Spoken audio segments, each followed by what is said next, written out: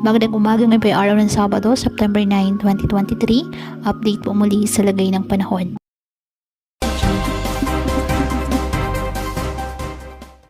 Ayon sa Pag-asa, isang low pressure area ang minomonitor ngayon sa labas po ng ating Philippine Area of Responsibility. Pero mababa naman ang chance nitong pumasok ng ating boundary. Wala rin itong epekto ngayon sa anumang bahagi ng ating bansa. Pero patuloy nating i-monitor dahil posible pa rin ito na magbago. Kumpara naman itong mga nakalipas na araw, mas mahina na ngayon ang habagat at mas kaunting bahagi na lang ng ating bansa ang apektado nito.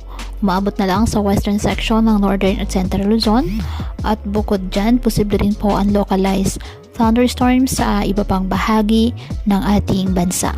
Sa ngayon, wala pong bagyo sa loob po ng ating Philippine Area of Responsibility. Pero posible pa rin pong maranasan ng mga pag-ulan sa ilang bahagi ng bansa na dulot po ng mga thunderstorms.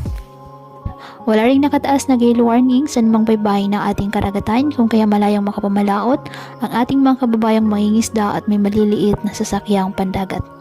Ngayong araw, ang Metro Manila at ang nalalabing bahagi ng ating bansa, generally fair weather condition, mainit at malinsangan. May chance lamang po ng mga localized thunderstorms lalo na sa hapon at gabi. Kaya pinapayuhan ng ating mga kababayan na may maingat at maging alerto po sa mga posibleng pagbaha at pagguho ng lupa at ugaliin na magdala palagi ng payong o kahit anumang panangga sa ulan sa tuwing lalabas ng ating mga tahanan. At yan po muna ang update sa lagay ng panahon ngayong araw. Muli patuloy po tayo na mag-ingat at palaging tandaan, God loves you. Stay safe and God bless.